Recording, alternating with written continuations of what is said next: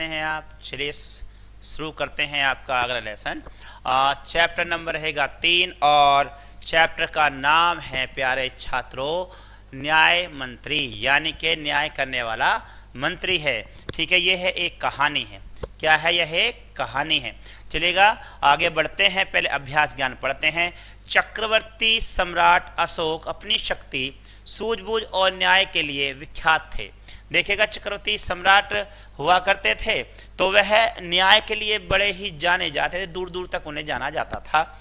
इस पाठ में एक ब्राह्मण द्वारा अपने शासन काल में चल रही व्यवस्था के बारे में सुन वे उसकी परीक्षा लेना चाहते हैं। ब्राह्मण द्वारा भेद रहित न्याय करने पर वे उसकी सूझबूझ तथा साहस के कायल हो जाते हैं। न्याय मंत्री शीर्षक इस कहानी में सम्राट अशोक द्वारा ली गई अनूठी परीक्षा तथा ब्राह्मण शिशुपाल के उचित न्याय तथा निंदा का वर्णन है। तो देखिएगा, यहाँ पर एक राजा होते हैं, सम्राट अशोक होते हैं, चक्रवर्ती राजा है। चक्रवर्ती राजा उन्हें कहा जाता है जो चारों तरफ के साम्राज्यों को जीत लेते हैं, दूर दूर तक उनकी ख्याति बोलती है। अब वहाँ पर एक जो ब्राह्मण हैं वो क्या करना चाहते हैं, उनकी परीक्षा लेना चाहते हैं कि यार जो मैंने सुना है क्या ऐसे हैं या नहीं है। ठीक है, तो शुरुआत करते हैं कहानी को, आगे बढ़ते हैं। अब कब की बात हो रही है?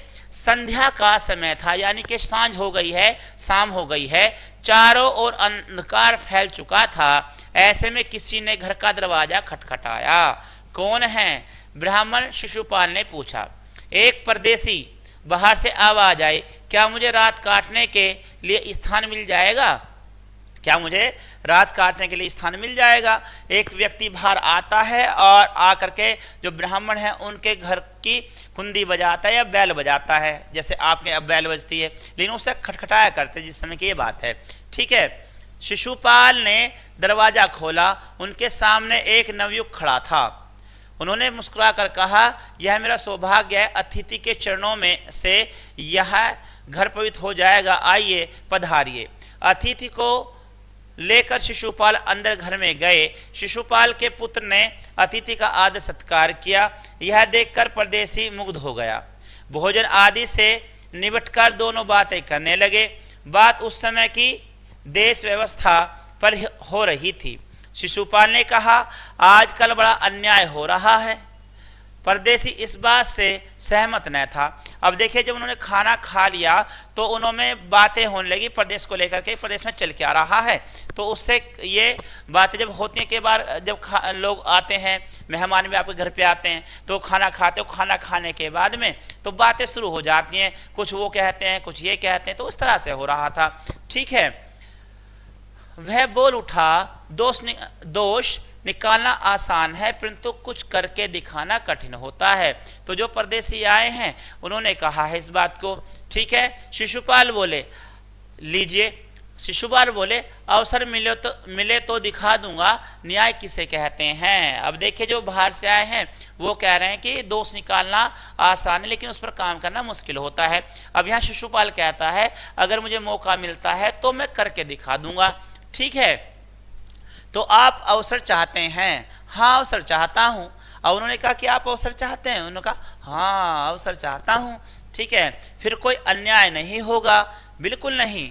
कोई अपराधी दंड से न बचेगा? कदापि नहीं।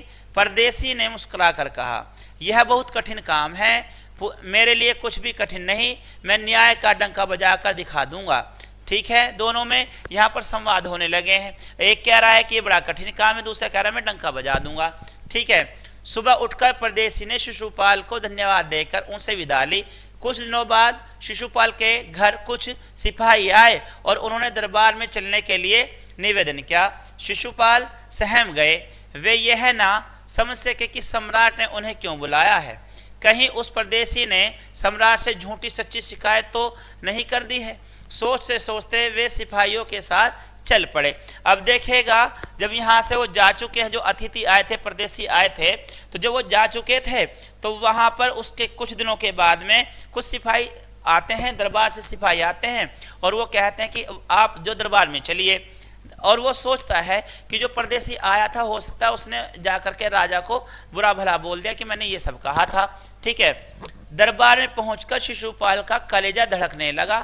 तभी सम्राट अशोक मुस्कुराते हुए बोले, आपने मुझे पहचान लिया होगा, याद है आपने कहा था कि यदि मुझे अवसर दिया जाए तो मैं न्याय का डंका बजा दूंगा। मैं आपको अवसर देना चाहता हूं, आप तैयार हैं? तो यानी कि जो अतिथि के रूप में उस दिन घर पर आए थे वो कोई अतिथि नहीं थे, बल्कि उस राज्य या उस देश के राजा थे जो एक परीक्षा के तौर पर वहां आ गए थे।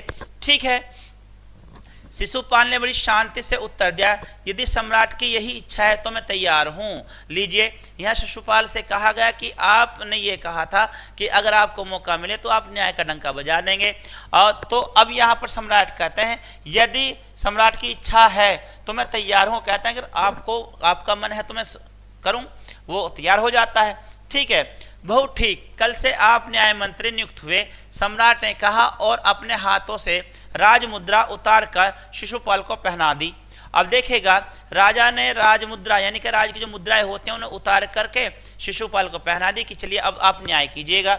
ठीक है, अब शिशुपाल न्याय मंत्री थे, उन्होंने राज्य की समुचित व्यवस्था की देख आरंभ की। उनके सुप्रबंध से राज्य में पूरी तरह शांति रहने लगी, किसी को किसी प्रकार का भय नहीं था। लोग घरों के दरवाजे तक खुले छोड़ देते थे। चारों तरफ न्याय मंत्री के सुप्रबंध और न्याय की धूम मची हुई थी। अब देखिएगा, शिशुपाल ने कार्य करना शुरू किया, वो न्याय मंत्री के रूम में आ गए थे तो उनके कार्य की चारों तरफ धूम मचने लगी क्योंकि वह इतना अच्छा न्याय कर रहे थे। ठीक है, आगे बढ़ते हैं। लगभग 1 महीने बाद किसी ने एक पहरेदार की हत्या कर दी। सुबह होते ही यह बात चारों तरफ फैल गई। लोग बड़े हैरान थे। शिशुपाल की तो नींद ही उड़ गई। उन्होंने अपराधी का पता लगाने में रात दिन एक कर दिए। सम्राट ने शिशुपाल को अपराधी का पता लगाने के लिए 1 सप्ताह का समय दिया। अब यहाँ पर देखिए, शिशुपाल कार्य अच्छा कर रहे थे और उसी बीच में एक सिपाही की हत्या हो जाती है। अब राजा साहब कहते हैं कि आपके पास में 1 सप्ताह का दिन है, यानी कि आपके पास 7 दिन है। 7 दिन में आप इस बात का पता लगाइएगा कि वह हत्यारा कौन है और उसने ऐसा क्यों किया है। ठीक है, जब अपराधी का पता चला तो शिशुपाल भौचक्के के रह गए। स्वयं सम्राट ने ही उस पहरेदार की हत्या की थी। सम्राट को कैसे अपराधी घोषित किया जाए? परंतु न्याय की दृष्टि से सम्राट और साधारण व्यक्ति में कोई अंतर नहीं होता है। शिशुपाल ने अपना कर्तव्य निश्चित कर लिया। शिशुपाल शांत भाव से दरबार में आए। सम्राट अशोक सिंहासन में बैठे हुए थे। उन्होंने पूछा, अपराधी का पता चला? न्याय मंत्री ने साहसपूर्वक कहा, जी हाँ, पता चल गया है। तो फिर उसे उपस्थित करो। सम्राट बोले। न्याय मंत्री कुछ रुके, फिर अपने एक उच्च अधिकारी को संकेत करते हुए बोले, धनवीर, बंदी बना लो इन्हें, मैं आज्ञा देता हूँ। संकेत सम्राट की ओर था। अब देखिए, न्याय के नाम से उन्होंने क्या किया? उन्होंने सीधा सीधा बोल दिया है अपने सिपाहियों को, जाइएगा और जा करके ने बंदी बना लीजिएगा। किसे? सीधा राजा साहब को, क्योंकि हत्या किसने की? राजा साहब ने ही की है। ठीक है, दरबार में निस्तबंधता छा गई। सम्राट का चेहरा क्रोध से लाल हो गया। वे सिंहासन से उठ खड़े हुए और बोले, इतना साहस? न्याय मंत्री ने जैसे कुछ सुना ही ना हो। फिर बोले, धनवीर, देखते क्या हो, अपराधी को पकड़ो। दूसरे ही क्षण सम्राट बंदी बन चुके थे। न्याय मंत्री ने कहा, अशोक, तुम पर पहरेदारों की हत्या का आरोप है, तुम इसका क्या उत्तर देते हो? सम्राट होठ काट कर रह गए। न्याय मंत्री ने फिर पूछा, तो तुम अपराध स्वीकार करते हो? हाँ, मैं उसे मारा अवश्य है, पर वह उद्दंड था। सम्राट का उत्तर था। वह उद्दंड था या नहीं, तुमने एक राज कर्मचारी की हत्या की है, तुम अपराधी हो, तुम्हें मृत्युदंड दिया जाता है। न्याय मंत्री ने निर्णय दिया। अब देखेगा, यहाँ पर एक राजा फंस गए हैं इस बात को लेकर के। अब न्याय मंत्री तो न्याय मंत्री हैं, वो किसी की सुनने वाले नहीं है, ना उनको ये किसी बात का भय है कि मैं एक राजा को ऐसे कह रहा हूँ। उन्होंने बिल्कुल पारदर्शिता दिखाते हुए बिल्कुल ईमानदारी से ऐसा न्याय किया है कि अगर एक सिपाही को आपने मारा है तो आपको मृत्युदंड दिया जाएगा। सारी सभा में सन्नाटा छा गया। न्याय मंत्री का निर्णय सुन सम्राट ने सिर झुका लिया। तभी न्याय मंत्री का संकेत पाकर एक कर्मचारी सम्राट अशोक की मूर्ति लेकर उपस्थित हो गया।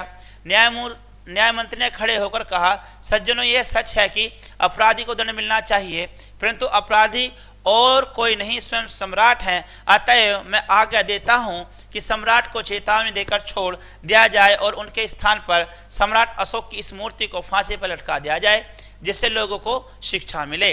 तो देखेगा यहाँ पर वो एक मूर्ति सम्राट की लेकर भी आए हैं और उन्होंने कहा कि राजा जो हैं उनको एक बार हम छोड़ देते हैं, क्योंकि उन्होंने बहुत अच्छे अच्छे कार्य किए हैं, इसलिए इनकी मूर्ति को फांसी पर लटका दिया जाए, ताकि या सजा दे दी जाए, ताकि लोगों के अंदर ये जा सके, एक मैसेज जा सके, संदेश जा सके कि ये करना, जो किसी की दूसरे की हत्या कर देना, वो गलत होता है। ठीक है, सभा में न्याय मंत्री की जय जयकार गूंज उठी। शिशुपाल ने राज मुद्रा सम्राट अशोक के सामने रख दी और बोले, महाराज, यह राज मुद्रा वापस लें, मुझसे अब यह बोझ नहीं उठाया जाएगा। अशोक ने सम्मान भरी दृष्टि से उनकी ओर देखते हुए गदगद कंठ से कहा, आपने मेरी आंखें खोल दी हैं, आपका साहस प्रशंसनीय है, यह भार आपके अतिरिक्त और कोई नहीं उठा सकता या उठा सका। न्याय मंत्री निरुत्तर हो गए। तो ये थी एक अच्छी कहानी और स्टोरी जो बहुत ही सुंदर थी। जब आपसे कभी न्याय करने का आपको न्याय करने का मौका मिले तो आपको भी ईमानदारी दिखाना है, छल और झूठ करने की गुंजाइश वहाँ पर नहीं होनी चाहिए। आप जब किसी का न्याय सुना रहे हो तो सबसे बड़े जज आप वहाँ पर होते हैं। तो प्यारे मित्रों, इससे हमें यह सीख मिलती है कि हमें कभी भी किसी के साथ छल नहीं करना चाहिए। इसी के साथ हम लेते हैं विदा, मिलते हैं अगली क्लास में। Good luck.